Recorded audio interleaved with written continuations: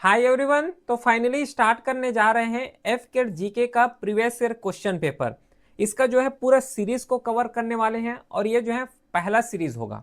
इसमें जितना भी जीके से इंपॉर्टेंट जीके से रिलेटेड जितना भी क्वेश्चन एफकेट में पूछे गए हैं उस क्वेश्चन को डिटेल के साथ यहाँ पे कवर करने वाले हैं। क्लियर है? जिस तरीके से प्रीवियस ईयर क्वेश्चन पेपर को कवर करना चाहिए उसी के अकॉर्डिंग जो है पूरा यहाँ पे कवर करने वाले हैं। ये नोट्स जो है टेलीग्राम चैनल में अपलोड हो जाएगा, जो कि लिंक डिस्क्रिप्शन में दिया हुआ है। यहाँ से जो एक लेवल का प्रिपरेशन किए होंगे तो यहाँ से एक पता चल जाएगा कि किस टाइप के क्वेश्चन जो है एक्चुअल में एफकेट में पूछे जा रहे हैं। तो ज़्यादा अननेसेसरी बातें ना करके डायरेक्टली क्वेश्चन की तरफ बढ़ते हैं और क्वेश्चन को वन बाय वन करके डिटेल के साथ यहाँ पे कवर करते हैं। जिसमें से पहला क्वेश्चन है कि when was WTO founded. Actually इस क्वेश्चन को जो है 2025 में ही पूछे गए थे। ठीक है, 2025 का ही एक क्वेश्चन है। WTO जिसका फुल फॉर्म है वर्ल्ड ट्रेड ऑर्गेनाइजेशन। ठीक है, वर्ल्ड ट्रेड ऑर्गेनाइजेशन, ये जो है WTO का फुल फॉर्म है। इसे कब फाउंड किए गए थे ये सबसे पहले बताना है। तो WTO को कब फाउंड किए गए थे, थोड़ा सा वीडियो को हो सके तो एक बार पॉज कर लेना, है ना। पॉज कर लोगे तो अपने लेवल में भी ट्राई कर सकते हो। बाकी स्टार्ट करते हैं, हमें तो सॉल्व करना है।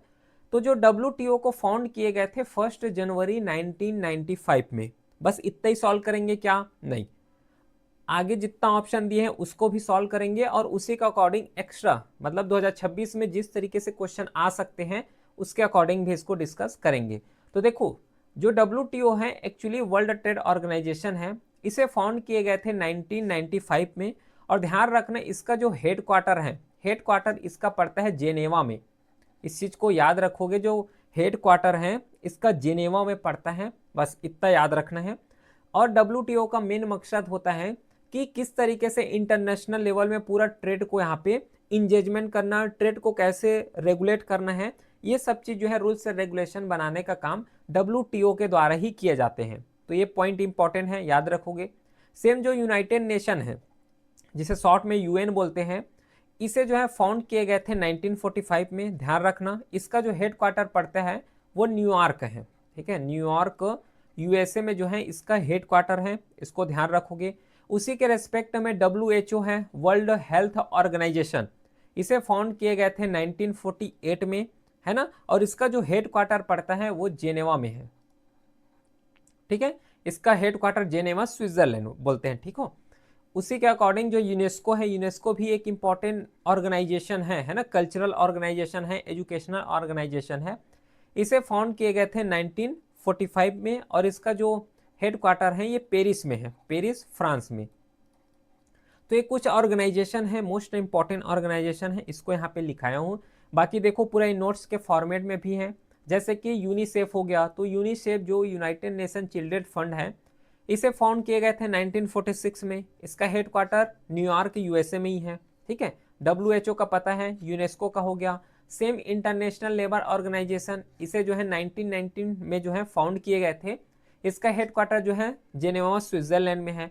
तो इस तरीके से इंपॉर्टेंट इंटरनेशनल इंस्टीट्यूशन ऑर्गेनाइजेशंस यहाँ पे लिखा हुआ है। ठीक है, तो ये जो पूरा स्लाइड है टेलीग्राम चैनल में तो अपलोड हो जाएगा, तो वहां से जो है एक बार गो थ्रू बस कर लेना, क्योंकि एग्जाम पास में है 2026 का। तो एक बार जस्ट इसको गो थ्रू बस कर लेना, बाकी क्लियर है फिर।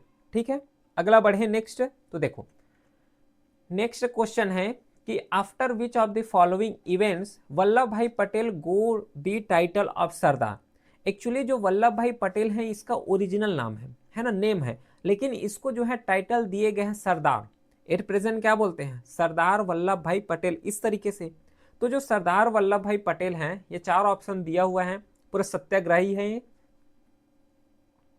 तो इस 4 सत्याग्रह में बताना है कि कौन सा ऐसा सत्याग्रह है जहां पे सरदार यहाँ पे टाइटल दिए गए हैं। तो थोड़ा सा अपने लेवल में टाइम लो और इसको डिस्कस करो, वन बाय वन करके डिस्कस करें क्या। देखो, जो चंपारण सत्याग्रह ये हुआ कब था? चंपारण सत्याग्रह, देखो सबसे पहले ये देखो कि जितना भी 4 ऑप्शन दिए गए हैं ये गांधी जी के रेस्पेक्ट में ही हुए हैं, है ना, जब वो आए।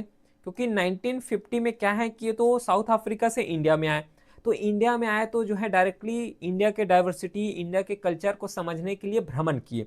पूरे इंडिया में भ्रमण किए, ध्यान रखना। तो कहीं पे कई इशू देखने को मिला, कहीं पे और दूसरा इशू है, तो इस तरीके से डिफरेंट डिफरेंट इशू देखने को मिला है। और उसी के रेस्पेक्ट में एक इशू जो है देखने को मिला है वो है बिहार में, ठीक है। ये जो है बिहार में, और बिहार में एक जगह है चंपारण। अब चंपारण में क्या हो रहा था, क्या ऐसा इशू है, तो ब्रिटिश के द्वारा क्या कर रहे थे कि जो इंडिगो फार्मर है, ठीक है, इंडिगो एक क्रॉप का नाम है ना, कैश क्रॉप का नाम है। तो इंडिगो को जो है जबरदस्ती, मतलब ये फार्म लैंड है किसान का, तो इस किसान के फार्म लैंड में जबरदस्ती इंडिगो को इंप्लीमेंट करो, इंडिगो को उगाओ, इस तरीके से क्या करते थे कि फोर्स करते थे। अब खुद सोचो, यहाँ पे इंडिगो फार्मर है, सॉरी, यहाँ पे जो फार्मर हैं ये अगर पूरे के तरह में जो है इंडिगो लगा देंगे तो अपने खाने के लिए अनाज कहाँ से उगा पाएंगे, है ना। तो इंडिगो वाले जो हैं या फिर जो ब्रिटिशर्स है ये फोर्स करते थे कि जितना भी एरिया है उस हर एक एरिया में जो है इंडिगो का प्लांटेशन करो, इस तरीके से। तो इसको जो है रोकने के लिए, इस एक्सप्लॉयटेटिव मैनर को रोकने के लिए चंपारण जो सत्याग्रह इसे लॉन्च किए गए थे, बाय द गांधी जी के द्वारा ही लॉन्च किए गए थे 1917 में, ठीक है। तो 1917 में जो है चंपारण सत्याग्रह को यहाँ पे लॉन्च किए गए थे। इतना समझ आ गया। चलो नेक्स्ट आते हैं जो है खेड़ा सत्याग्रह। ये जो खेड़ा सत्याग्रह जिसे लॉन्च किए गए थे 1918 में, क्यों लॉन्च किए गए थे खेड़ा सत्याग्रह, इसका क्या मीनिंग था, देखो एक्चुअली जो खेड़ा सत्याग्रह इस समय के जो फार्मर है, फार्मर का जो क्रॉप है पूरा फेलर की सिचुएशन में चले गए थे, मतलब फेल हो गए थे। अब फार्मर का जो क्रॉप है पूरा फेल हो गए थे, तो फिर जो जो ब्रिटिशर्स हैं उसको टैक्स देना था, है ना, ब्रिटिशर्स को टैक्स देना था, लेकिन क्रॉप तो फेल हो गए, उसके पास तो इनकम ही नहीं है, उसके पास मनी नहीं है। तो मनी नहीं है तो कैसे जो है जो ब्रिटिशर्स है उसको टैक्स दे पाएंगे, तो टैक्स वहां पे नहीं दे पाएंगे, तो टैक्स नहीं दे पाएंगे, लेकिन जो है ब्रिटिशर्स फोर्स करते थे कि जो है हमें टैक्स दो। तो इसके अगेंस्ट जो है गांधी जी के द्वारा खेड़ा सत्याग्रह लॉन्च किए गए थे, 1980 में लॉन्च किए गए थे। खेड़ा एक्चुअली जो है एक जगह का नाम है, ये प्लेस पड़ता है गुजरात में, ठीक है। खेड़ा जो है एक्चुअली एक जगह का नाम है, गुजरात में जो है इसका लोकेशन है, ठीक है। इतना समझ आ गया खेड़ा सत्याग्रह क्या होता है। फिर नेक्स्ट जो है गांधी जी के द्वारा लॉन्च किए गए थे वो है बरदोली सत्याग्रह, ठीक है। देखो बरदोली सत्याग्रह, ये जितना भी सत्याग्रह लॉन्च कर रहे हैं ना, ध्यान देना, इसमें मेन यहाँ पे रोल प्ले कर रहे हैं, मेन इसका जो कॉजेज है पूरा ब्रिटिशर्स का रूल्स एंड रेगुलेशन ही है। अब बरदोली सत्याग्रह जिसे 1928 में लॉन्च किए गए थे, क्यों लॉन्च किए गए थे, देखो क्या था कि जो लैंड रेवेन्यू है, ठीक है, लैंड रेवेन्यू है, इसमें क्या होता था कि फार्मर के द्वारा सपोज करो कि 100 रुपीज का जो है लैंड रेवेन्यू किसको दे देते थे, ब्रिटिशर्स को। लेकिन अब ब्रिटिशर्स ऐसा रूल लाए हैं जिसमें से 100 रुपीज नहीं, हमें जो है 150 रुपीज दो, एग्जाम्पल दे रहा हूं। लेकिन देखो क्रॉप जो है पहले जितना हो रहा है उतना ही हो रहा है, ठीक है, जो लैंड से पैसा मिलता था वो उतना ही मिल रहा है, लेकिन पैसा भी वही दे रहे हो। अब क्या हो गया कि लैंड से लैंड से जो पैसा है वो तो उतना ही आ रहा है, लेकिन उसका रेवेन्यू सिस्टम को बढ़ा दे रहे हो, तो कैसे दे पाएंगे, है ना, इतना लैंड रेवेन्यू जो सिस्टम मांग रहे हो, टैक्स के फॉर्म में मांग रहे हो, तो इसको कैसे दे पाएंगे। तो इसके लिए जो है सत्याग्रह लॉन्च किए गए थे वो है बरदोली सत्याग्रह, ठीक है, 1928 में जो है इसे लॉन्च किए गए थे, ठीक है, समझ आ गया। चलो, और यहीं पे ध्यान रखना जो बरदोली सत्याग्रह है, बरदोली सत्याग्रह में ही टाइटल को एज्यूम किए गए थे। फिर नेक्स्ट है यहाँ पे दांडी मार्च। दांडी मार्च का क्या सिनारियो था, देखो यहाँ पे दांडी मार्च जो है एक्चुअली इसे लॉन्च किए गए थे 1930 में। क्यों लॉन्च किए गए थे, अब देखो साल्ट जो है, साल्ट सबसे पहले तो साल्ट के लिए एक लॉ लाए थे, क्या रूल था कि जितना भी साल्ट होगा, साल्ट का अगर कंजप्शन करोगे, नमक का अगर कंजप्शन करोगे तो उसमें टैक्स लगाओगे, टैक्स देना पड़ेगा, इस तरीके से।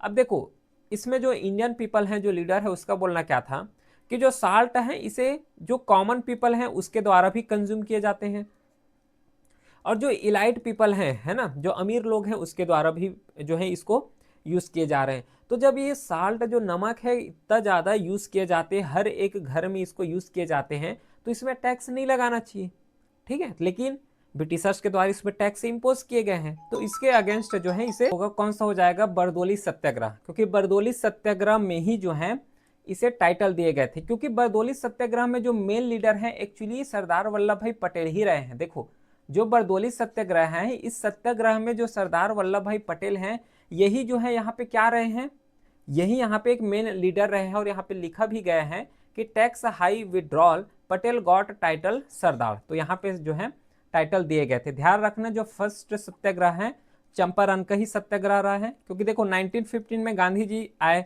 है ना, साउथ अफ्रीका से इंडिया आए। तो जैसे ही 1950 में आया तो 1917 क्योंकि जो है टूर कर रहे थे, पूरे इंडिया के कल्चर डाइवर्सिटी हर एक रेस्पेक्ट को जो है समझने का ट्राई कर रहे थे। ठीक है, तो वही था। चलो नेक्स्ट क्वेश्चन देखो, क्वेश्चन नंबर 3 है। अब इसको बताओ,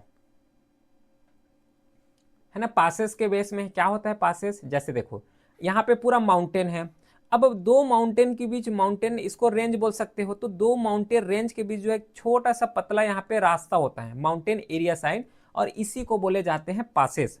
और ध्यान रखना जैसे कि यहाँ पे लिखा हुआ है ला का एक्चुअली मतलब ही होता है पासेस, है ना। जैसे कि जोजिला पास हो गया, नाथुला पास हो गए, है ना, जिपकिला पास हो गए। तो ये जो जितना भी ला जो है ऐड किए जाते हैं वो ला का मतलब ही होता है पासेस। ठीक है, अब यहाँ पे इंपॉर्टेंट पासेस लिखे गए हैं, जैसे कि जोजिला पास है, मिनतका पास है, बनिहाल है और खारदुंगला है। तो ये कौन से माउंटेन रेंजेस में जो है लोकेटेड है ये बताना है। तो देखो एक्चुअली जो जोजिला पास है, जोजिला पास यहाँ पे कारगिल में है। इसका अगर लोकेशन देखोगे तो यहाँ पे पूरा लिखा हुआ है ना, लोकेशन के साथ लिखा हुआ है। तो यहाँ पे कोई इश्यू नहीं होना चाहिए, अपने लेवल से इसको भी कवर कर सकते हो। जैसे कि ये सिक्किम एरिया हो गया, अब सिक्किम एरिया में दो ही मोस्ट इंपॉर्टेंट यहाँ पे पासेस हैं, एक को बोले जाते हैं नाथुला पास, एक को बोले जाते हैं जिलिपला। ला का मतलब यहाँ पे पासेस है। तो इस तरीके से जम्मू एरिया में भी है। ठीक है, तो सेम रेस्पेक्ट में जो जोजिला पास है ये कारगिल जो रेंजेस हैं वहां पे देखने को मिलता है। नेक्स्ट आता है मिंटिका पास। एक्चुअली जो मिंटिका पास है ये काराकोरम रेंज में है। जब रेंज को कवर करेंगे, है ना, जियोग्राफी ऑलरेडी कवर कर चुके हैं, है ना, पूरा एफ कैट के अकॉर्डिंग, तो वहां पे भी जो है इंपॉर्टेंट रेंजेस को डिस्कस किए हैं, माउंटेन को डिस्कस किए हैं। तो एक पास, क्योंकि पासेस को भी डिस्कस किए हैं, तो एक पास वहां पे मिंटका पास डिस्कस किए थे जो कि काराकोरम रेंज में पड़ता है। ठीक है, काराकोरम रेंज में पड़ता है। फिर जो बनिहाल है ये पीर पंजाल में है। फिर खारदुंगला जो है ये लद्दाख माउंटेन रेंज में पड़ता है। तो इसको थोड़ा सा याद रखोगे तो इसका जो करेक्ट आंसर होगा वो डी हो जाएगा, क्योंकि डी इसका करेक्ट आंसर है। बाकी ये सब चीज को याद रखना। यहाँ पे स्टेट वाइज भी है कि जम्मू एंड कश्मीर और लद्दाख में जो जिला पास हो गया,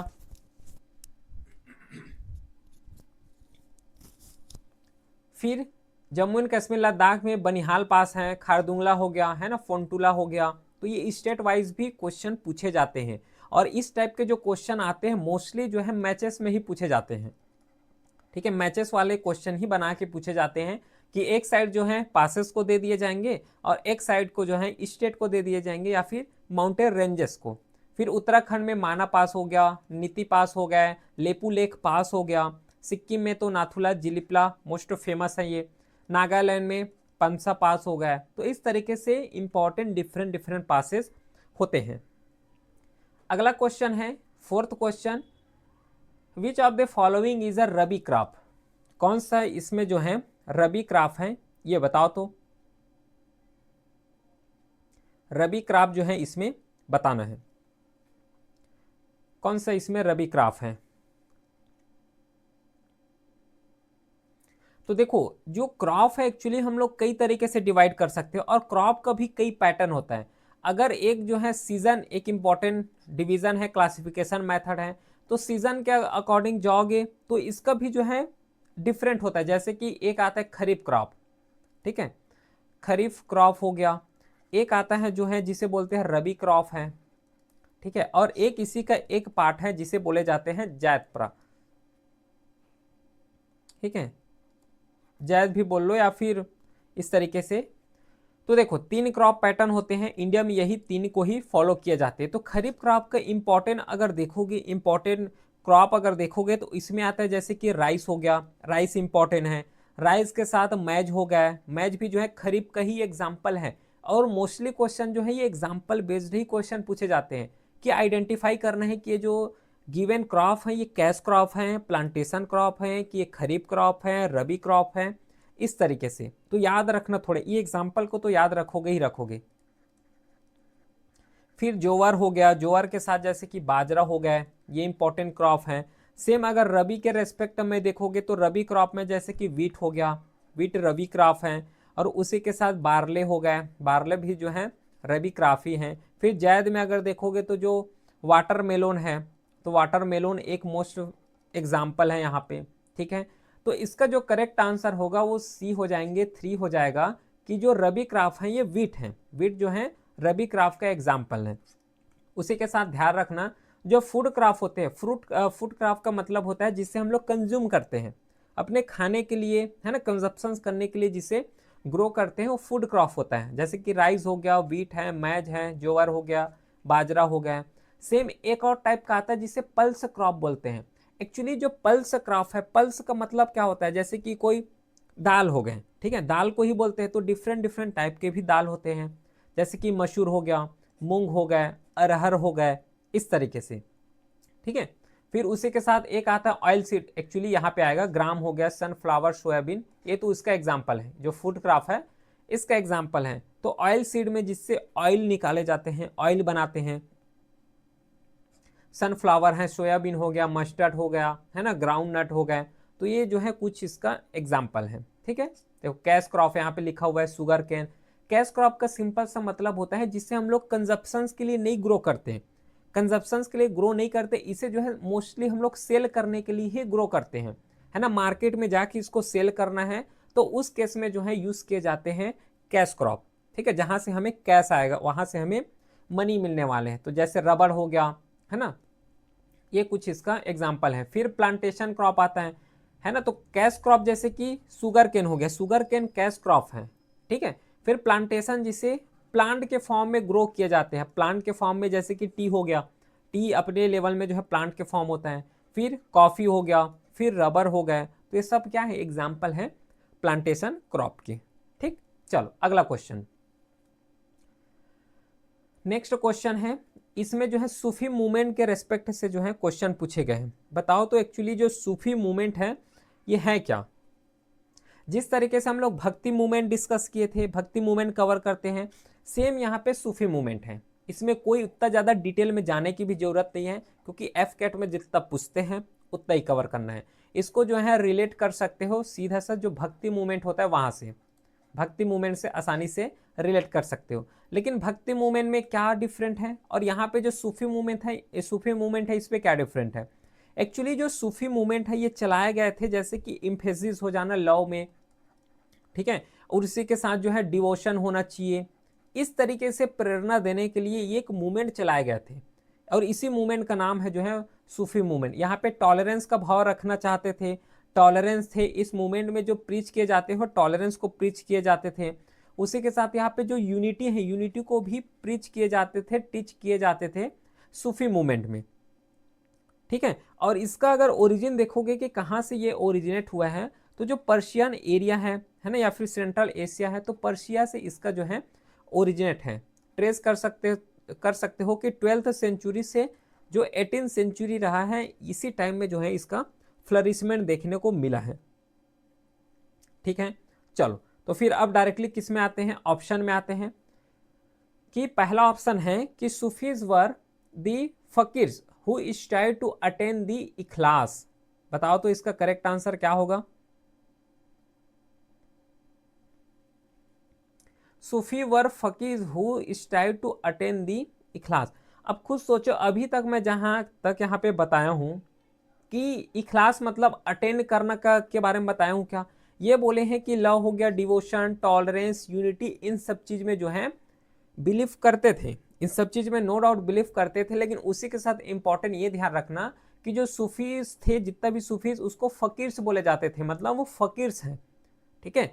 जैसे कि अब ये अटेन करना चाहते थे इखलास। अब बुद्धिज्म में, जैनिज्म में इनलाइटनमेंट वर्ड डिस्कस किए हैं, इनलाइटनमेंट होता है, सेम लॉजिक में यहाँ पे इखलास होते हैं। पहला ऑप्शन तो बिल्कुल सही है। सेकेंड ऑप्शन है कि they strictly follow the concept of the पीर मुर्शिद विच वाज द गुरु, है ना, विच वाज द जो है गुरु है शिष्य ट्रेडिशन का, शिष्य ट्रेडिशन जो होते हैं गुरु और शिष्य ट्रेडिशन का। तो इस जो कॉन्सेप्ट है जिसे पूर्व जो है पीर मुर्शिद बोलते हैं, जो शिष्य और गुरु ये जो ट्रेडिशन है इसे क्या बोल रहे हैं, पीर मुर्शिद बोल रहे हैं। तो इसको क्या फॉलो करते थे वो भी यहाँ पे स्ट्रिक्टली लिखा हुआ है। बताओ तो सेकंड सही है क्या? तो ये ऑप्शन भी बिल्कुल सही है। ये लोग जो है गुरु और शिष्य का जो परंपरा है उसको अच्छे तरीके से स्ट्रिक्टली फॉलो करते थे। अगला question, they were one of the recipient of इनाम। बिल्कुल सही है, ये जो इनाम है इसका रिसिपिएंट है, गॉड के रिसिपिएंट है। फोर्थ ऑप्शन, कि the common feature among all Sufi were the acceptance of सरिया। यहाँ पे गलत है, एक्सेप्टेंस ऑफ सरिया यहाँ पे क्या लिखे हैं कि कॉमन फीचर अमंग ऑल सूफी। देखो सूफी यहाँ पे फिर डिफरेंट डिफरेंट यहाँ पे संत है, जैसे कि भक्ति मूवमेंट में संत डिस्कस करते हैं ना, तो वहाँ पे फकीर्स बोल लो, तो डिफरेंट डिफरेंट यहाँ पे फकीर्स है, लेकिन उसका थोड़ा आइडियोलॉजी डिफरेंसेस देखने को मिला है। तो फोर्थ ऑप्शन तो यहाँ पे गलत हो गया। 1 2 3 जो 3 ऑप्शन है ये करेक्ट है। ठीक, आगे बढ़े क्या? चलो, बाकी ये लिखा हुआ है देखो, लव ऑफ गॉड हो गया, जिसे इश्क ए हकीक इस तरीके से बोलते हैं। इस्लाम जो है, इस्लाम इसका रीजन रहा है। लैंग्वेज ये जो है हिंदवी हो गया, अरेबिक हो गया, पर्शियन हो गया, इन सब चीज़ से बिलोंग करते हैं। अच्छा, एक चीज़ यहाँ पे ध्यान देना कि जो सूफी ऑर्डर है, सूफी ऑर्डर को बोले जाते हैं सिलसिला, और यही सिलसिला डिफरेंट डिफरेंट यहाँ पे फाउंडर रहे सिलसिला का। सूफी ऑर्डर, ध्यान देना, अगर कोई फकीर्स हैं, कोई टीचर हैं, अगर वो ऑर्डर कर रहे हैं तो उसको क्या बोल रहे हैं? सिलसिला बोल रहे हैं। और वही सिलसिला के रेस्पेक्ट में, सिलसिला मतलब ऑर्डर, तो ऑर्डर यहाँ पे फिर डिफरेंट तरीके के होते थे, जैसे कि चिश्ती सिलसिला हो गया, मतलब चिश्ती ऑर्डर है ना, उसी के रेस्पेक्ट में कादिरी हो गया। तो इस तरीके से डिफरेंट डिफरेंट यहाँ पे ऑर्डर भी रहे हैं, तो इस चीज़ को याद रखोगे। बाकी ये जो टीचर्स हैं, सूफिज्म का टीचिंग है, इसके बारे में डिस्कस कर ही चुके हैं। चलो देखो, यहाँ पे वही चीज़ लिखा हुआ है। सरिया का मतलब क्या होता है? Islamic law. ध्यान देना, यहाँ पे वर्ड आया हुआ है ना सरिया करके, तो जो सरिया है, सरिया का मतलब होता है, क्या होता है सरिया का मतलब? Islamic law. फिर उसी के साथ जो टर्म है, टर्म को याद रखना, जो यहाँ पे पीर मुर्शिद है, जिसे स्पिरिचुअल लीडर या फिर स्पिरिचुअल टीचर भी बोल सकते हो। मुरीद का मतलब यहाँ पे डिसाइपल होता है। ठीक है, चलो अगला बढ़े क्या? और ये भी याद रखना है, इनाम का मतलब यहाँ पे क्या होता है? लैंड ग्रांट या फिर फाइनेंशियल ग्रांट। लैंड ग्रांट या फाइनेंशियल ग्रांट को इनाम बोलते हैं। अगला question, how many members are there in the national commission for women. National commission for women में जो है कितने मेंबर हैं? इस टाइप के जो है क्वेश्चन पूछे गए हैं।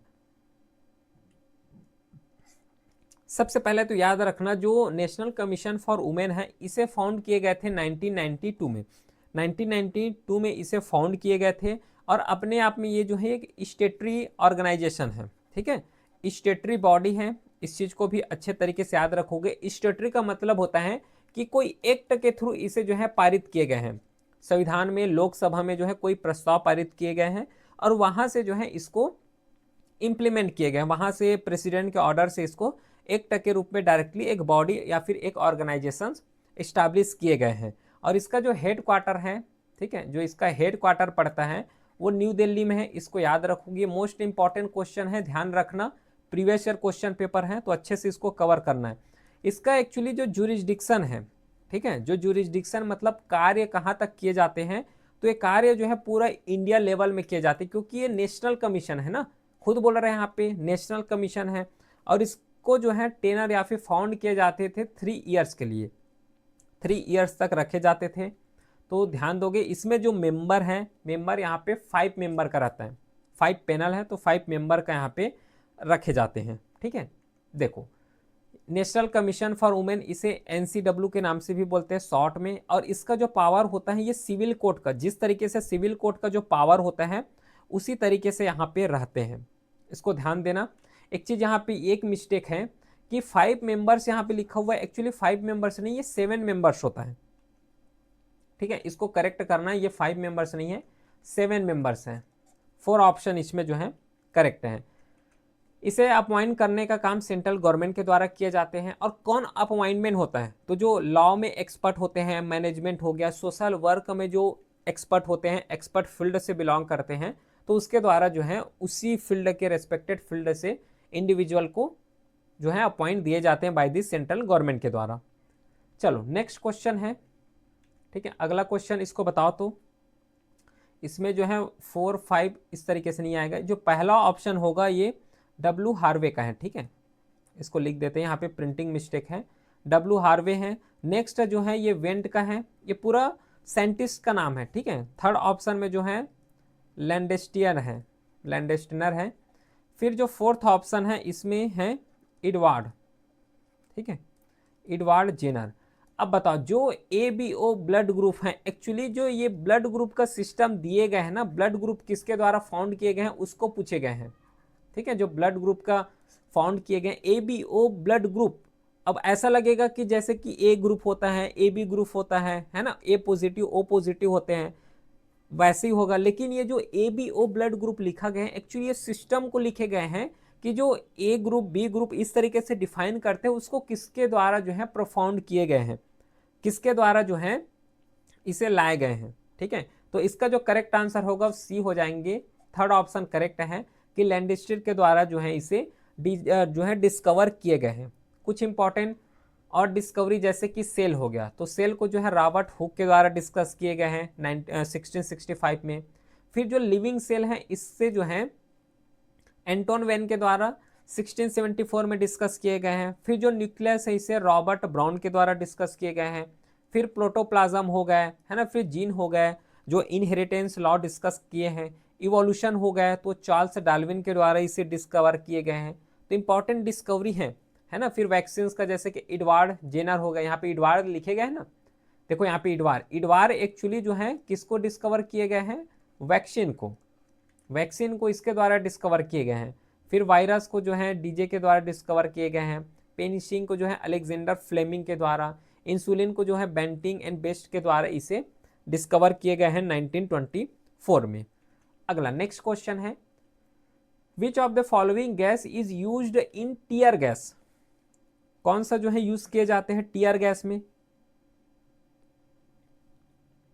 तो टीयर जो गैस है इसमें यूज किए जाते हैं Cl2 को, ठीक है, Cl2 को यूज किए जाते हैं। बाकी और मोस्ट इंपॉर्टेंट ये टेबल है, ये तो क्वेश्चन है, चलो ठीक है प्रीवियस ईयर में पूछ लिए, लेकिन ये जो टेबल है ये बहुत ज़्यादा इंपॉर्टेंट है कि जो सोडियम क्लोराइड है और इसी के साथ इसका फॉर्मूला याद रखोगे। सोडियम क्लोराइड जो NaCl है ना, नाम जो है नॉर्मल जो नमक होते हैं डेली यूज किए जाते हैं उसी को NaCl बोलते हैं, सोडियम क्लोराइड बोलते हैं, कॉमन सॉल्ट बोलते हैं। तो कहाँ यूज़ किए जाते हैं, फ्रूट जो है फूड सीजनिंग में, प्रिजर्वेशन में यूज़ किए जाते हैं। फिर सोडियम कार्बोनेट हो गया, Na2CO3 हो गया, वॉशिंग सोडा जो है कॉमन नेम है इसका। तो याद रखना ये पॉइंट को, बहुत ज़्यादा इंपॉर्टेंट टेबल है ये। सल्फ्यूरिक एसिड H2SO4 है ना, जो फर्टिलाइजर हो गया, बैटरीज हो गए, वहाँ पे यूज़ किए जाते हैं। प्लास्टर ऑफ पेरिस, ये तो और मोस्ट इंपॉर्टेंट है तो इसको भी याद रखोगे। फिर ब्लीचिंग पाउडर हो गया, CaOCl2 हो गया, और इससे जो है डिसइंफेक्शनेंट में, ब्लीचिंग में, यहाँ पे जो है ब्लीचिंग पाउडर का यूज़ किए जाते हैं, ठीक है। चलो नेक्स्ट क्वेश्चन मैच करना, इसमें एयरक्राफ्ट का नाम दिए गए हैं और उसी के साथ कौन से कंट्री से ये ओरिजिनेट हैं, कौन से कंट्री से इसे जो है लिए गए हैं, इसको कवर करना है। तो बताओ इसमें जो है करेक्ट ऑप्शन कौन सा होगा। जल्दी से जो है अपने लेवल में माइंड में इससे जो है टिक मार्क करो कि कौन सा इसका जो है करेक्ट आंसर हो सकता है, ठीक है। तो देखो जो सेपकेट जॉगर है ना, जॉगर एक एयरक्राफ्ट है, तो ये जो जॉगर है इसे यूके के द्वारा ही लिए गए हैं। मतलब इसका जो ओरिजिनेट है, जहाँ से हम लोग इंपोर्ट किए गए हैं वो यूके से इंपोर्ट किए गए हैं। और जो माइरेस 2000 है ये फ्रांस का है, ठीक है, ये जॉगर पहला हो गया। और जो सेकंड है ये फ्रांस से लिए गए हैं। फिर जो सुखोई है ना, सुखोई जो है 30 MKI जो है इसे लिए गए हैं कहाँ से, रशिया से, रशिया इसका ओरिजिन है। फिर F-35A लाइटनिंग सेकेंड जो है इसे लिए गए हैं USA से। तो इसका जो करेक्ट आंसर होगा वो A हो जाएगा, है ना, पहला इसमें करेक्ट आंसर है। उसी के रेस्पेक्ट में और कुछ यहाँ पे याद रखना है, सुखोई MK-30 ये तो हो गया। फिर और कुछ अगर एग्जाम्पल अगर देखें तो जैसे कि HAL तेजस है, बताओ तो HAL जो तेजस है इसे कहाँ से लिए गए हैं, कहाँ का ओरिजिनेट है ये तेजस, ध्यान रखना ये जो है इंडिया से ही ओरिजिनेट है, इंडिया से लिए गए हैं, इस पॉइंट को याद रखोगे। फिर जो चिनूक है, चिनूक एयरक्राफ्ट जो है इसको कहाँ से लिए गए हैं, बताओ तो। चिनूक CH जो 47 है इसको कहाँ से लिए गए हैं, ये USA का ओरिजिनेट है, ठीक है, USA से इसका ओरिजिनेट है। और उसी के अकॉर्डिंग जो है, के अकॉर्डिंग जैसे कि आईएनएस हो गया, ठीक है, आईएनएस में अरिहंत हो गए। सबसे पहले ये बताओ कि अरिहंत एक्चुअली है क्या। और ये जो आईएनएस अरिहंत है ये एयरक्राफ्ट कैरियर है, ठीक है, एयरक्राफ्ट कैरियर है। तो ये जो एयरक्राफ्ट कैरियर है इसका ओरिजिनेट जो है इंडिया से ही लिए गए हैं, इंडिया से ही इसका ओरिजिनेट है। तो और कुछ इंपॉर्टेंट एयरक्राफ्ट और देख लो, जैसे कि सुकोई है ना 30M क्या है, ये तो डिस्कस कर लिए है ना, एक फाइटर एयरक्राफ्ट है। फिर HAL तेजस हो गया, डिजॉल्ट राफेल हो गए, फ्रांस से ओरिजिनेट है, ध्यान रखना है ना, ये फाइटर कैटेगरी से बिलोंग करते हैं, इस तरीके से इसको याद रखोगे। और उसी के रेस्पेक्ट में जैसे कि आईएनएस विक्रमादित्य हो गया, ये एयरक्राफ्ट कैरियर है। आईएनएस विक्रांत हो गया, ये भी एयरक्राफ्ट कैरियर है। तो जो आईएनएस विक्रमादित्य है ये रशिया से बिलोंग करते हैं, और जो आईएनएस विक्रांत है ये इंडिया से बिलोंग करते हैं। फिर अर्जुन MK2 हो गया, जो कि बैटल टैंक है, इंडिया से इसका ओरिजिनेट हुआ है। फिर आकाश मिसाइल हो गए। ध्यान रखना जितना भी अगर इंडियन नेम से रखे गए, मतलब जिस तरीके से इंडियन नेम है उस तरीके से अगर रखे गए तो थोड़ा सा ट्रेस कर पाना यहाँ पे बहुत ज़्यादा ईजी हो जाता है ना। अगर पूछ लिया जाए जैसे कि आकाश मिसाइल, अब आकाश मिसाइल जो है अदर कंट्री नहीं रखेंगे, ठीक है, क्योंकि ये जो नाम यहाँ पे शो हो रहा है ये फेमिलियर टाइप के नाम है, मतलब इंडिया में इस तरीके के नाम देखे जाते हैं, है ना। तो ऐसे जो है ट्रेस कर सकते हो, इस तरीके से ट्रेस कर सकते हो, ठीक है। चलो अगला क्वेश्चन, नेक्स्ट क्वेश्चन है, इसमें मैच करना है, इन्वायरमेंट से रिलेटेड क्वेश्चन पूछे गए हैं। कौन सा ऑप्शन इसमें सही है ये तो सबसे पहले बताओ। जो वाइल्ड लाइफ प्रोटेक्शन एक्ट है, जितना भी वाइल्ड लाइफ है उसको प्रोटेक्ट करने के लिए ना, ये तो बहुत फेमस है, 1972 का है तो सबको पता होगा। जो कैटेगरी किए गए हैं ना, कैटेगरी में जैसे कि एक्सटिंक्ट हो गया, इस तरीके से जो कैटेगराइज किए गए हैं, रिजर्व फॉरेस्ट हो गया है ना, प्रोटेक्टेड फॉरेस्ट हो गया, तो इस सब चीज को कैटेगराइज किसके द्वारा किए गए हैं, वाइल्ड लाइफ प्रोटेक्शन एक्ट 1972 के द्वारा ही किए गए हैं, ठीक है। तो पहला का तो यहाँ पे 1972 आ जाएगा। सेम जो है नेशनल फॉरेस्ट पॉलिसी, इस नेशनल फॉरेस्ट पॉलिसी में कि फॉरेस्ट जैसे कि बहुत ज़्यादा डिग्रेड हो रहे हैं, फॉरेस्ट को कैसे कंजर्व किया जा सके और उसी का अकॉर्डिंग फॉरेस्ट को एक ऑप्टिमम लेवल में कैसे यूटिलाइज करना चाहिए, इस तरीके से डिफरेंट डिफरेंट जो पॉलिसी हैं उसको फ्रेम किए गए हैं नेशनल फॉरेस्ट पॉलिसी, ठीक है। और नेशनल फॉरेस्ट पॉलिसी इसे जो है 1988 में लॉन्च किए गए थे। तो ये जो सेकंड है, सेकंड का यहाँ पे 1988 हो जाएगा, ठीक, क्लियर है। चलो फिर नेक्स्ट है नेशनल इन्वायरमेंट पॉलिसी। एक्चुअली ये जो नेशनल इन्वायरमेंट पॉलिसी है इसे लॉन्च किए गए थे 2006 में, क्योंकि ये बहुत ज़्यादा रिसेंट वाले हैं नेशनल इन्वायरमेंट पॉलिसी, क्योंकि एट प्रेजेंट देख रहे हो कि क्लाइमेट चेंज का सिचुएशन दिख रहा है, क्लाइमेट चेंज हो रहे हैं। जो भी ऑर्गेनाइजेशन देखो, चाहे G20 का बात करो है ना, चाहे कॉप का बात करो, COP30 हो गया, इस तरीके से है ना, फिर उसी के साथ जो है यूनिसेफ का बात करो, तो जितना भी जो इंटरनेशनल ऑर्गेनाइजेशन है उसमें एक ही इशू चलता है, क्लाइमेट चेंज, कि कैसे उसको जो है रिड्यूस किया जा सके, कैसे ग्रीन हाउस गैसेस को जो है रिड्यूस किया जा सके। तो नेशनल इन्वायरमेंट पॉलिसी से जो है 2006 में फाउंड किए गए थे। फिर policy for abatement of pollution, pollution भी एक अपने आप में जो है इशू है, चाहे एयर पॉल्यूशन का बात करो है ना, चाहे ई वेस्ट का बात करो। और ई वेस्ट तो अभी बहुत जो है न्यूज़ में है, क्योंकि ई वेस्ट जो इलेक्ट्रॉनिक वेस्ट होते हैं, जैसे कि कंप्यूटर हो गया, कंप्यूटर के साथ पीसी है ना, पीसी एक ही है, फिर लैपटॉप हो गया, मोबाइल फ़ोन हो गया, जिसमें इलेक्ट्रॉनिक सामान यूज़ किए जा रहे हैं, तो उसको डायरेक्टली क्या कर देते हैं, रिसाइकल में भेजने के बजाय ऐसे ही वेस्ट में फेंक देते हैं, तो वहाँ से गैसेज रिलीज होता है। तो जब गैसेज रिलीज हो रहा है तो वो भी एक पॉल्यूशन का काम कर रहे हैं। तो इसे जो है फॉर्म किए गए थे 1992 में, ठीक है। तो जो फोर्थ है, फोर्थ का यहाँ पे पहला हो जाएगा, तो ए का 2 है तो फर्स्ट ऑप्शन इसमें करेक्ट हो जाएगा, ठीक है। और उसी के रेस्पेक्ट में और इम्पॉर्टेंट यहाँ पे है, और इम्पॉर्टेंट जो एक्ट है इन्वायरमेंट से रिलेटेड उसको याद रखोगे, जैसे कि water prevention and control of pollution act 1974 हो गया, water prevention control of pollution says act 1977 है ना, फॉरेस्ट कंजर्वेशन 1980 हो गया, ठीक है। फिर पब्लिक लिएबिलिटी इंश्योरेंस एक्ट है, वाइल्ड लाइफ प्रोटेक्शन एक्ट 1972 हो गया, फॉरेस्ट राइट एक्ट 2006 का है। उसी के अकॉर्डिंग हजारियस वेस्ट जितना भी है, जिसे 1986 में फाउंड किए गए हैं, रूल को जो है यहाँ पे इस्टेब्लिश किए गए हैं। फिर नेशनल ग्रीन ट्राइब्यूनल एक्ट हो गया, 2010 में फाउंड किए गए हैं। ठीक है, तो इस तरीके से इंपॉर्टेंट जितना भी रूल्स है रेगुलेशन है वो यहाँ पे लिखा हुआ है। ठीक है, अगला 11 question, a deadly earthquake has recently struck China, in which province of China, कहाँ पे अकर किए गए, ये भी जो है रिसेंट का ही क्वेश्चन है 2025 का। बताओ तो कहाँ पे, अगर न्यूज कवर किए होंगे तो ये न्यूज में आया है। ठीक है, ये न्यूज में था अभी। तो इसका जो करेक्ट आंसर होगा घांसू हो जाएगा। सेकेंड इसमें करेक्ट आंसर है, क्योंकि ये जो सिटी है चाइना का एक सिटी है, यहाँ पे पूरे डेडली बहुत अच्छे तरीके से अर्थक्वेक आए थे। तो अर्थक्वेक तो यहाँ पे आए थे, एक और इम्पॉर्टेंट पॉइंट हमें यहाँ से मिल गया।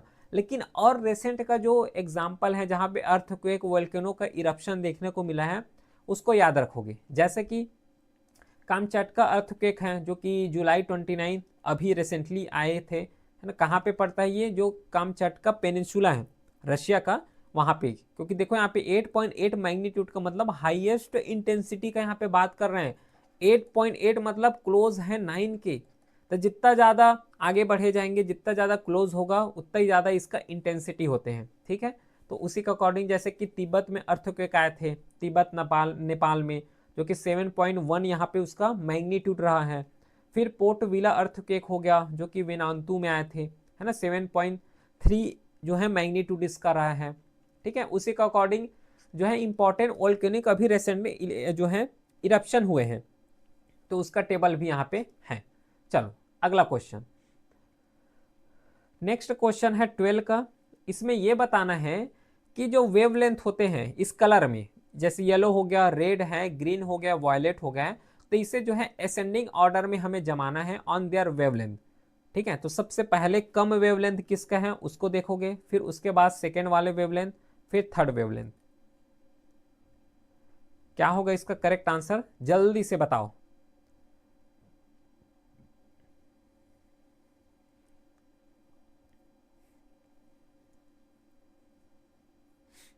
देखो इसमें अगर थोड़ा सा मैं बेसिक्स बताऊं, एक्चुअली सबसे पहले बात तो वेव क्या होता है। वेव अपने आप में एनर्जी है। ठीक है, इस तरीके से इसका जो है फ्लो होता है। ये वेव हो गया, क्लियर है। तो वेवलेंथ किसको बोलते हैं, जो टू कॉन्सिक्यूटिव पॉइंट होते हैं, ऊपर वाले पॉइंट को बोले जाते हैं क्रेस्ट, है ना, क्रेस्ट ऊपर को बोले जाते हैं, और नीचे वाले पॉइंट को बोले जाते हैं थ्रो। तो ये जो ये वाला पॉइंट एक क्रेस्ट हो गया, फिर थ्रो आएगा, फिर एक क्रेस्ट आएगा, तो ये जो डिस्टेंस होगा इस डिस्टेंस को बोले जाते हैं वेवलेंथ। ठीक है, समझ आ रहा है क्या, देखो यहाँ पे कि wavelength is the distance between two consecutive point in a phase on a wave, two crest और टू थ्रो, ये होना चाहिए यहाँ पे। ठीक है, टू यहाँ पे क्रेस्ट होना चाहिए इस तरीके से, और टू यहाँ पे थ्रो होना चाहिए। तो इस केस में इसको बोले जाते हैं क्या, वेवलेंथ बोले जाते हैं। ठीक है, अब वेवलेंथ जो है कलर में किस तरीके से होते हैं, ध्यान देना यहाँ पे। जैसे कि इंफ्रारेड है, तो इंफ्रारेड में यहाँ पे 750 से जो है 1 लाख nm तक होते हैं। फिर रेड कलर में जो है 620 से 750 nm तक है।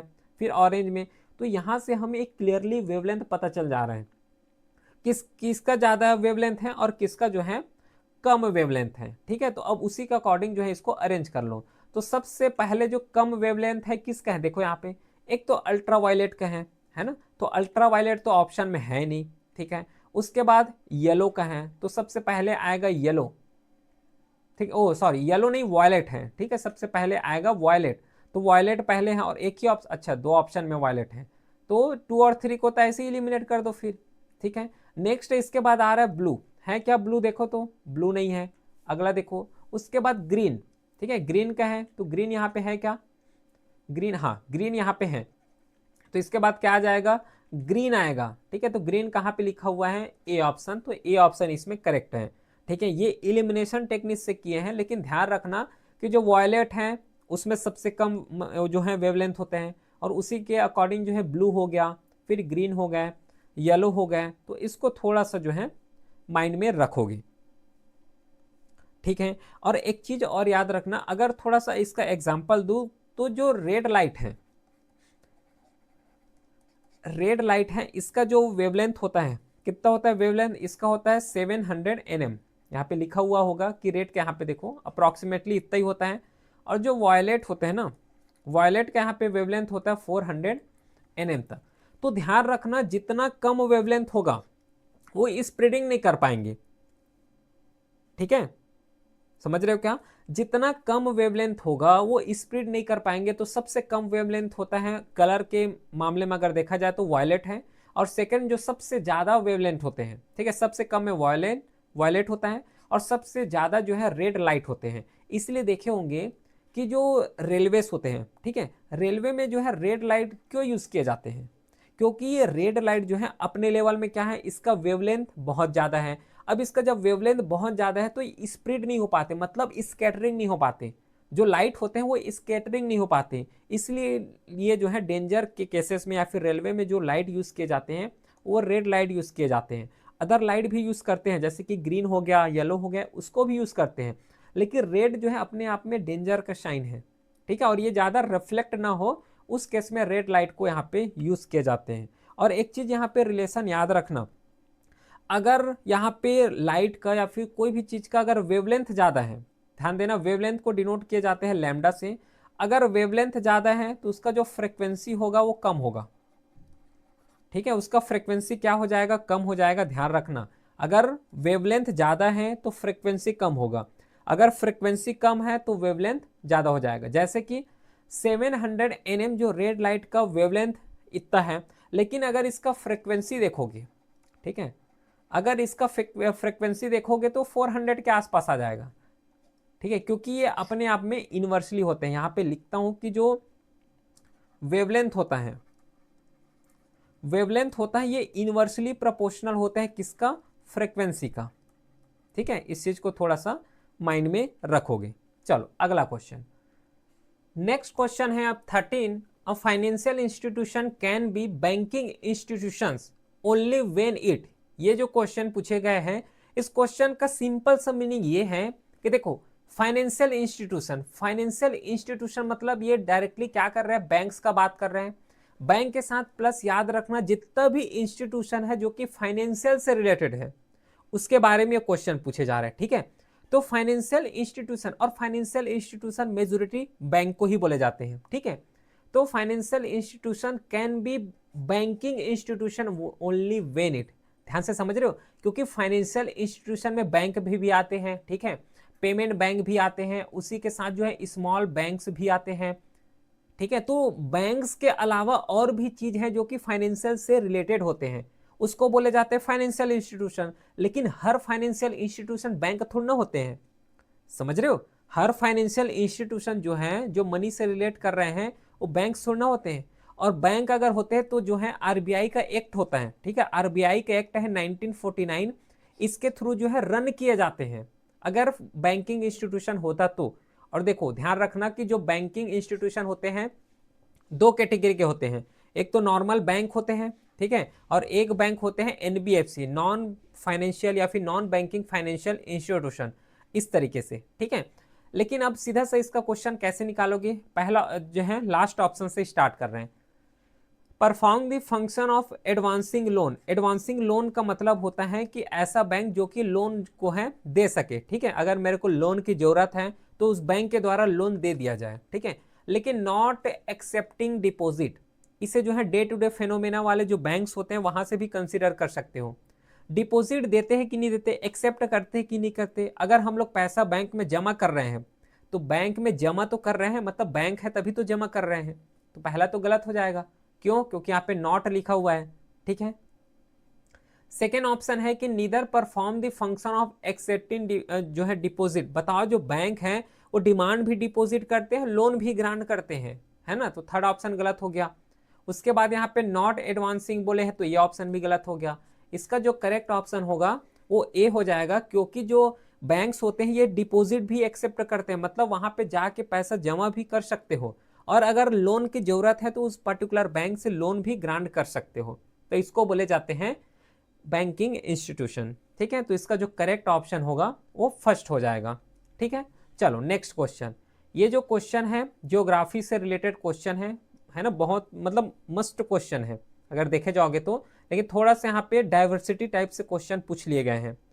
तो ये बताओ, यहाँ पे जो है 4 ऑप्शन दिए हैं, इस 4 ऑप्शन में से कौन सा ऑप्शन यहाँ पे बिल्कुल सही है। यहाँ पे देखो जो फॉरेस्ट है, देखो जो फॉरेस्ट होता है उसको जो है कई कैटेगरी से डिवाइड करते हैं, लेकिन मोस्टली 4-5 ऐसे कैटेगरी होते हैं जिसको कवर करना होता है। तो जो फॉरेस्ट होते हैं अगर इसको डिवीजन देखोगे तो पहला फॉरेस्ट जिसे बोले जाते हैं ट्रॉपिकल फॉरेस्ट, ठीक है, या फिर इसको बोल लो ट्रॉपिकल एवरग्रीन फॉरेस्ट, ठीक है।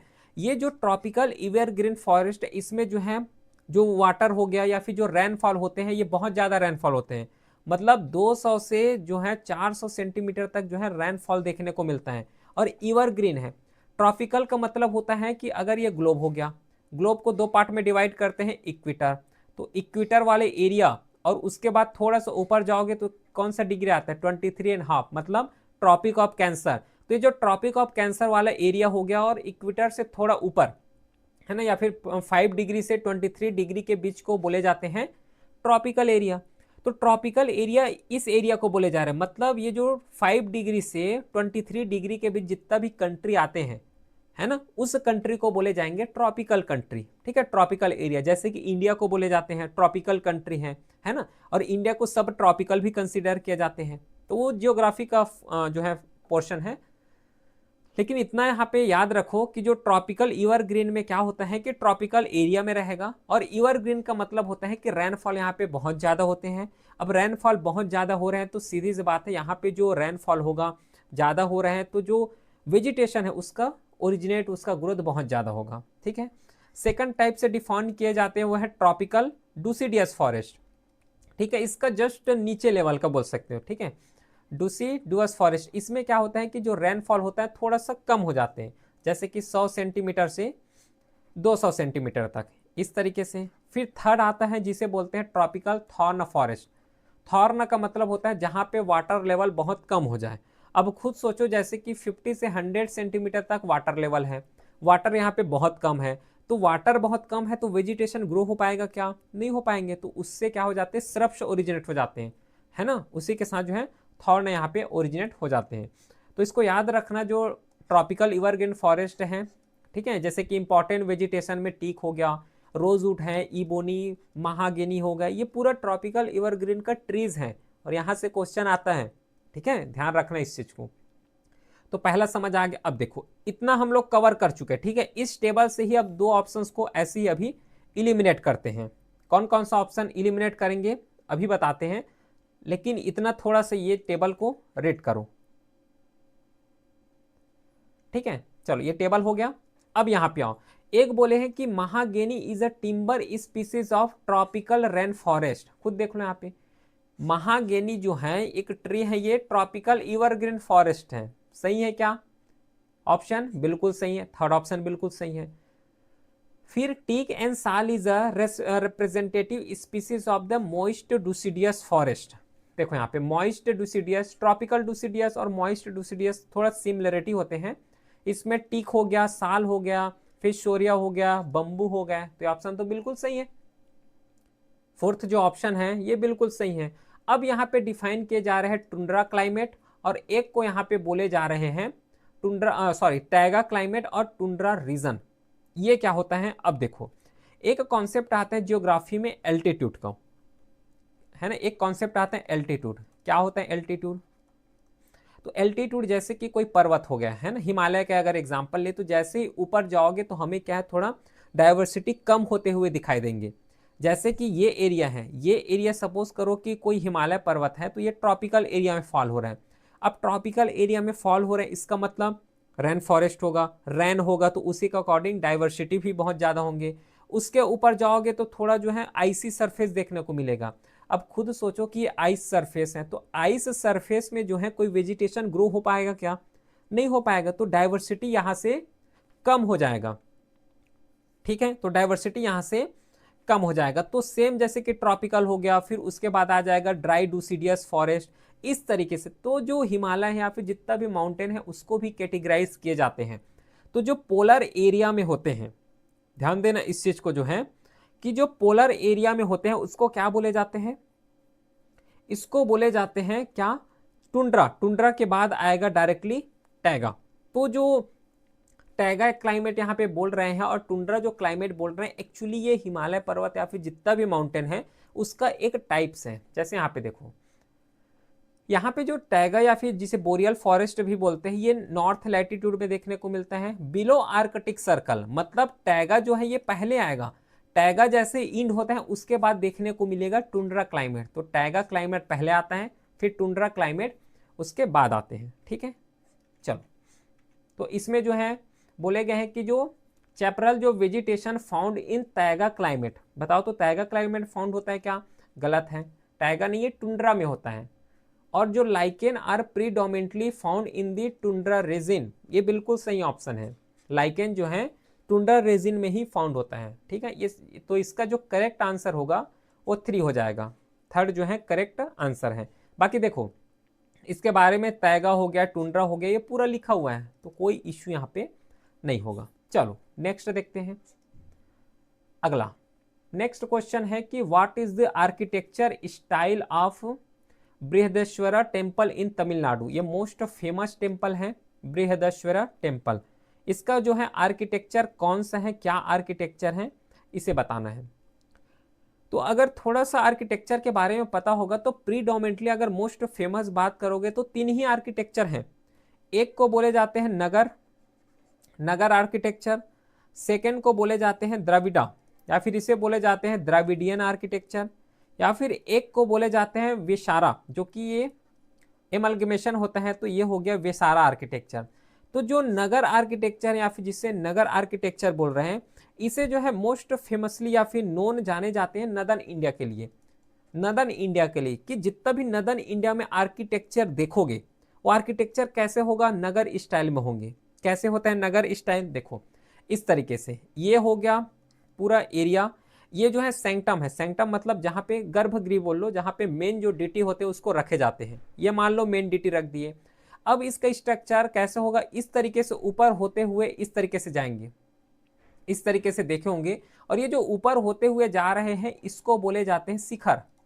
ठीक है, इसको बोले जाते हैं शिखर बोले जाते हैं। ठीक है, और इस तरीके से जो है इसको फॉर्म किए जाते हैं और ऊपर में जो है इस तरीके से ध्वजा लगा देते हैं। तो जो इस तरीके के स्टाइल देखने को मिलता है मोस्टली नदर्न इंडिया में देखने को मिलता है, और ये नगर स्टाइल का एग्जाम्पल है।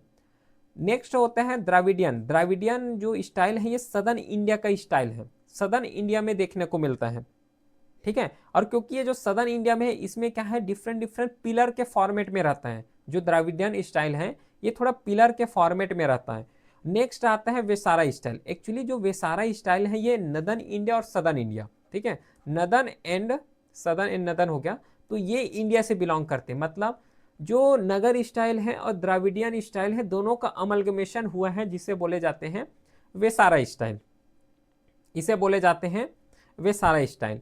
और ये जो एक और स्टाइल दिया हुआ है जो है गदग स्टाइल। ठीक है, इसको बोल सकते हो गडगा, गडगा बोल सकते हो। ये गडगा स्टाइल एक्चुअली मोस्टली जो कर्नाटका रीजन है वहाँ पे बस इसका जो है, या फिर रीजनलिज्म जो होता है ना, तो रीजन में यहाँ पे देखने को मिला है। कर्नाटका रीजन में उतना ज़्यादा इसका एक्सपांसर नहीं हुआ है, जो कि स्टार शेप्ड का रहता है। इसका जो अगर शेप देखोगे तो थोड़ा स्टार टाइप के इसका जो है शेप रहता है। ठीक है, बाकी ये सब चीज़ लिखा हुआ है। अब यहाँ पे क्या बोले हैं कि जो बृहदेश्वरा टेम्पल है तमिलनाडु का, खुद सोचो कि तमिलनाडु कहाँ पे आता है। ये आंसर अपने से लगा पाओगे अगर इसके बारे में थोड़ा पता होगा कि नगर स्टाइल, द्रविडियन स्टाइल है ना, गदग स्टाइल जो है कहाँ का है, तो आसानी से इसको कवर कर पाओगे। तमिलनाडु कहाँ, कौन सा एरिया में पड़ता है, सदर्न इंडिया में। सदर्न इंडिया में कौन सा जो है आर्किटेक्चर स्टाइल है, द्रविडियन। ठीक है, तो इसका करेक्ट आंसर क्या होगा, 4 हो जाएगा। 4 जो है इसमें करेक्ट आंसर है। चलो अगला क्वेश्चन। नेक्स्ट क्वेश्चन ये रहा, इसमें ऑर्गेनाइजेशंस को फाइंड आउट करना है और उसका हेड क्वार्टर जो है यहाँ पे बताना है। कौन सा ऑप्शन इसमें सही होगा ये बताओ। स्वदेशी सेवक होम ये ऑर्गेनाइजेशन का नाम है। जब इंडियन हिस्ट्री डिस्कस करेंगे, डिस्कस किए हैं, हिस्ट्री तो कवर हो चुका है, तो 18 और 19 सेंचुरी को अगर कवर करोगे तो इसमें क्या है different different social reformer emerge हो क्या है। ठीक है, सोशल जो रिफॉर्मर हैं ये इमर्ज हो क्या है और अपने अकॉर्डिंग जितना भी सोसाइटी में जितना भी अंधविश्वास चल रहे हैं, जितना भी अंध तरीके से प्रैक्टिस चल रहे हैं, है ना, इविल प्रैक्टिस चल रहे हैं, उसको रिफॉर्म करने के लिए, है ना, सोसाइटी को प्योर करने के लिए अपना अपना थ्योरी दिए और अपने थ्योरी को प्रोपागेट करने के लिए डिफरेंट डिफरेंट यहाँ पे ऑर्गेनाइजेशन, डिफरेंट डिफरेंट यहाँ पे होम रूल यहाँ पे बनाए गए। ठीक है, ऑर्गेनाइजेशन यहाँ पे फाउंड किए गए, और उसका हेडक्वार्टर भी रखेंगे, सीधी सी बात है। तो देखो जो स्वदेशी सेवक होम है इसे फाउंड किए गए, इसका हेडक्वार्टर एक्चुअली फ्रॉनकोर में पड़ता है, तो ए का जो है ए ही है करेक्ट आंसर। सेकेंड जो है यूनाइटेड इंडिया हाउस, एक्चुअली जो यूनाइटेड इंडिया हाउस है इसे जो है सिएटल इसका जो है हेडक्वार्टर है। फिर युगांतर आश्रम हो गया, युगांतर आश्रम जो है सैन फ्रांसिस्को में है। फिर INA, ठीक है, आज़ाद हिंद फौज किसके द्वारा फाउंड किए गए थे, आज़ाद हिंद, हिंद आज़ाद, सुभाष चंद्र बोस के द्वारा, ठीक है, सुभाष चंद्र बोस के द्वारा। इसका भी प्रीवियस ईयर क्वेश्चन पेपर है, डिस्कस करेंगे, ठीक है। तो इसका हेडक्वार्टर रंगून में रखे गए थे, ठीक है। जापान का मदद लेके जो है अपना एक इंडिपेंडेंट गवर्नमेंट फॉर्म किए थे, याद आ रहा है 1943 के आसपास जो है इसके द्वारा सुभाष चंद्र बोस जी के द्वारा जो है जापान की मदद लेके एक इंडिपेंडेंट गवर्नमेंट फॉर्म किए गए थे। चलो, इंडियन नेशनल आर्मी होता है ना इसका फुल फॉर्म, INA का फुल फॉर्म, तो इसका जो है डी हो जाएगा। तो करेक्ट ऑप्शन क्या है, ए हो जाएगा। उसी के साथ इंपॉर्टेंट जितना भी 18 सेंचुरी 19 सेंचुरी में जो रिफॉर्मर आए जिसके द्वारा ऑर्गेनाइजेशंस फाउंड किए गए, उसमें से मोस्ट फेमस और पहला एग्जांपल याद रखना जो ब्रह्मो समाज है, इसे 1828 में फाउंड किए गए थे राजा राम मोहन राय के द्वारा, ठीक है। इसका हेडक्वार्टर या फिर इसका जो नोटेबल या फैक्ट्स भी लिखा हुआ है, आर्य समाज इसे दयानंद सरस्वती के द्वारा फाउंड किए गए थे। प्रार्थना समाज को आत्माराम पंडुराम, फिर महादेव जिसे MG रनाडे के नाम से भी जाने जाते हैं शॉर्ट में। सत्य शोधक समाज जो कि महाराष्ट्र से बिलोंग करते हैं, ज्योतिबा बाई फुले इसका फाउंडर है, ठीक है। चलो अगला क्वेश्चन नेक्स्ट है कि where will the 6th edition of India Japan joint military exercise जो धर्म गार्जियन है 2025 का कहाँ पे हेल्ड किए गए थे, इसको बताओ। कहाँ पे जो है 2025 इंडिया और जापान का जो है ज्वाइंट मिलिट्री एक्सरसाइज है, कहाँ पे इसे फाउंड किए गए थे, कहाँ पे कंडक्ट किए गए थे। तो इसका जो करेक्ट आंसर होगा वो माउंट फूजी है, क्योंकि माउंट फूजी पड़ता है जापान में, ठीक है। तो जापान में इसे हेल्ड किए गए थे 6th एडिशन का।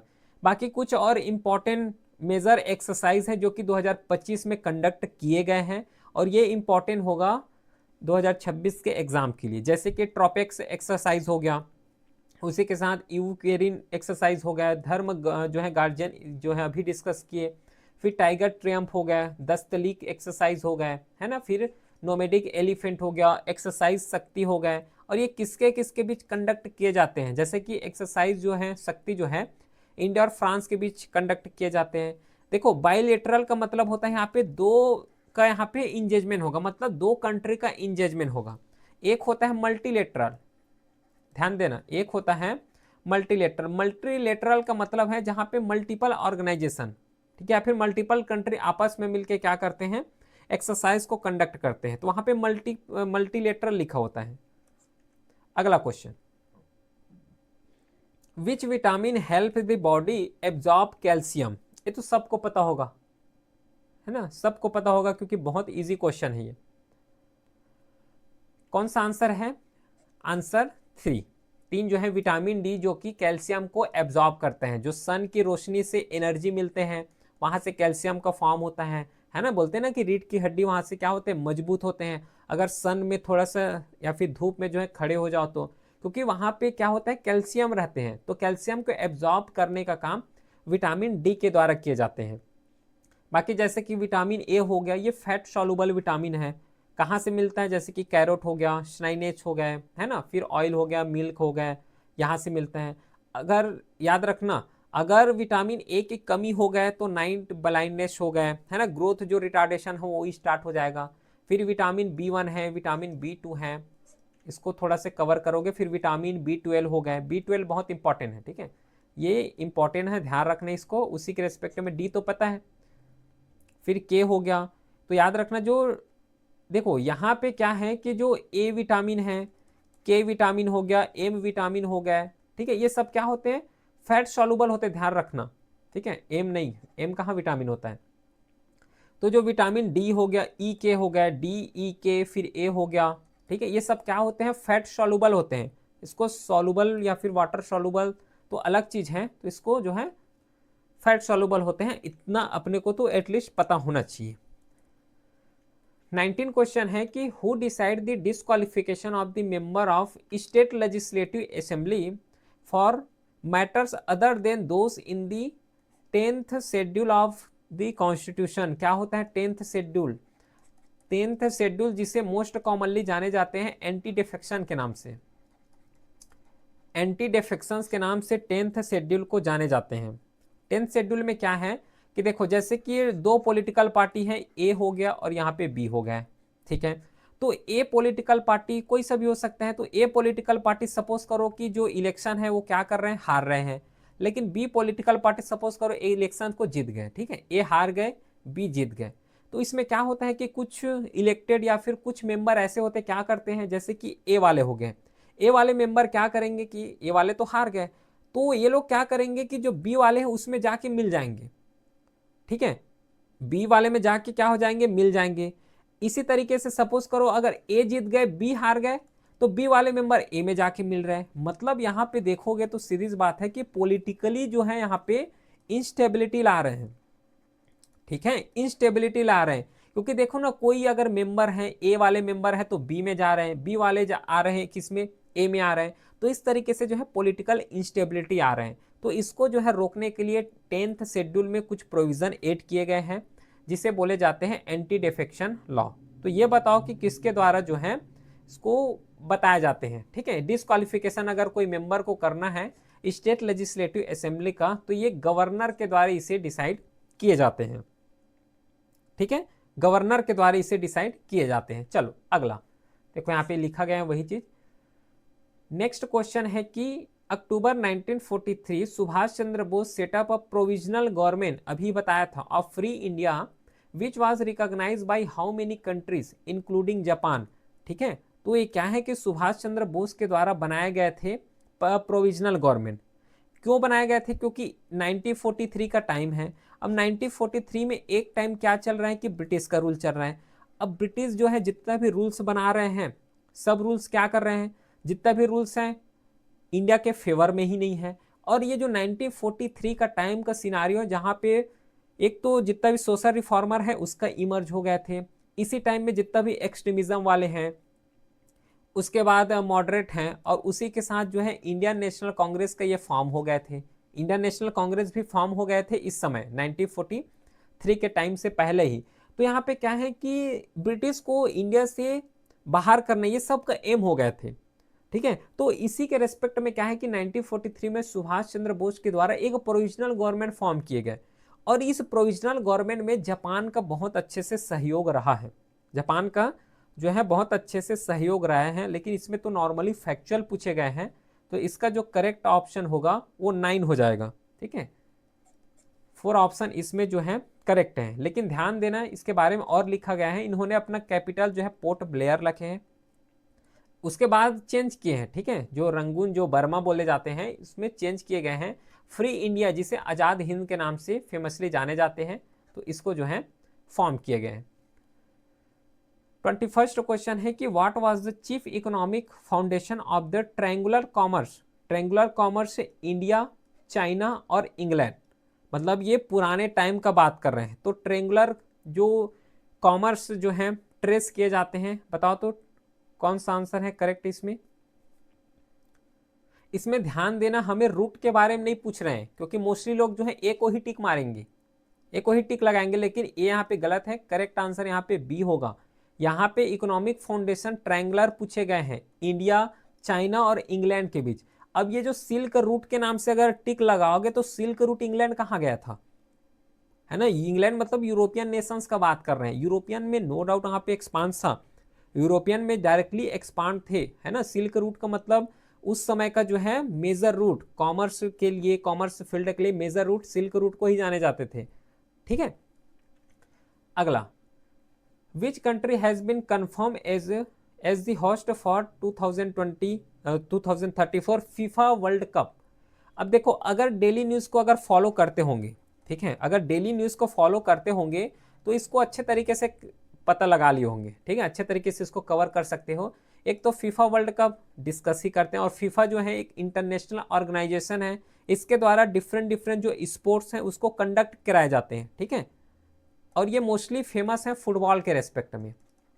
जो फुटबॉल है उसको हेल्ड कराना, फुटबॉल फील्ड से एथलीट को प्रमोट करना, कॉम्पिटिशन्स करना, ये जो है फेमस है ये फुटबॉल के नाम से।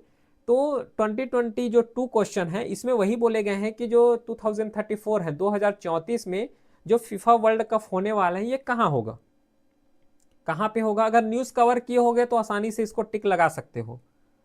इसे कवर करेंगे सऊदी अरेबिया के द्वारा, ठीक है। होस्ट करने का काम जो है सऊदी अरेबिया करने वाले हैं, ठीक है। ये सब जो है पूरा फैक्चुअल है ना, पूरा डेली करंट अफेयर्स में इसको डिस्कस करते ही हैं। 23 question, which of the following national mission on climate change is associated with ministry of science and technology, ठीक है। हो सकता है थोड़ा ट्रिकी लगे, लेकिन यहाँ पे वही बताना है कि जो ये दो यहाँ पे नेशनल मिशन है, ये दोनों में से कौन सा ऐसा नेशनल मिशन या फिर दोनों हो सकते हैं जो कि ministry of science and technology से क्या है, एसोसिएटेड है। तो इसका जो करेक्ट आंसर होगा वो दोनों हो जाएगा, ठीक है। National mission for sustaining Himalaya ecosystem और national mission on strategic knowledge for climate change, दोनों इसका करेक्ट ऑप्शन है।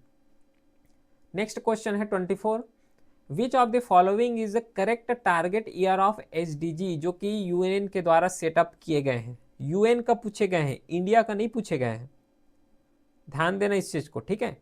यूएन के द्वारा सेटअप किए गए हैं सस्टेनेबल डेवलपमेंट गोल। सबसे पहले तो ये बताओ कि सस्टेनेबल होता क्या है, ठीक है। सस्टेनेबल डेवलपमेंट होता क्या है, जैसे कि कोई रिसोर्सेस हैं तो ये रिसोर्सेस को इफिशिएंट तरीके से यूटिलाइज करना है, या फिर जो रिसोर्सेस हैं उसको इस तरीके से यूटिलाइज करना है कि हम लोग तो इसका यूज़ कर ही रहे हैं, लेकिन जो हमारे आने वाले पीढ़ी है, हमारे आने वाले जो नेक्स्ट जनरेशन, वो लोग भी इसका अच्छे तरीके से यूटिलाइज कर सकें। इसको बोले जाते हैं सस्टेनेबल डेवलपमेंट, या फिर सस्टेनेबल वे में कोई भी रिसोर्सेज को यूटिलाइज करना। अब इसी के रेस्पेक्ट में एसडीजी फॉर्म किए गए हैं, एक गोल प्रिपेयर किए गए हैं, ठीक है। तो जितना भी हम लोग एक्सप्लॉयटेटिव वे में यूज़ कर रहे हैं, चाहे एनर्जी का फील्ड हो चाहे ऑयल का फील्ड हो, तो उसको एक्सप्लॉयटेटिव वे में यूज़ कर रहे हैं, तो उससे रिलेटेड उसको प्रोटेक्ट करने के लिए, उसको कंजर्व करने के लिए गोल प्रिपेयर किए गए हैं। उसको बोल रहे हैं एसडीजी, सस्टेनेबल डेवलपमेंट गोल, ठीक है। सस्टेनेबल डेवलपमेंट गोल, इसको जो है प्रिपेयर किए गए। तो यूएन के द्वारा टारगेट सेटअप किए गए हैं, तो इसका जो करेक्ट आंसर होगा वो 2030 हो जाएगा। 2030 तक इसे टारगेट जो है इसको कंप्लीट करना है। तो एट प्रेजेंट जो है 17 सस्टेनेबल गोल हैं। कौन कौन से, नाम के साथ पूरा स्ट्रक्चर में याद रखना। जैसे कि पहला सस्टेनेबल जो डेवलपमेंट गोल है उसमें नो पॉवर्टी के बारे में डिस्कस किए हैं। दूसरा सस्टेनेबल गोल जो है ये जीरो हंगर के बारे में है। Good health and well being जो कि थर्ड सस्टेनेबल गोल है, इसके बारे में डिस्कस किए हैं। तो इस तरीके से पूरा 17 का 17 अगर याद रखोगे तो बहुत ज़्यादा इजी हो जाएगा, क्वेश्चन आएगा तो आसानी से हैंडल कर लोगे। तो ये तो रहा पूरा कंप्लीट जीके सीरीज का पहला क्लास, जिसमें जितना important previous year question paper हैं जहां से पूछे गए थे उसको डिटेल के साथ यहाँ पे कवर किए हैं। इस क्लास का जो पूरा स्लाइड है टेलीग्राम चैनल में अपलोड हो जाएगा, लिंक जो है डिस्क्रिप्शन में दिया हुआ है। बाकी कोई भी डाउट हो तो व्हाट्सएप नंबर भी है, इसमें मैसेज कर सकते हो। चलो फिर मिलते हैं हम नेक्स्ट क्लास में सीरीज सेकंड के साथ, तब तक के लिए thank you, have a great day.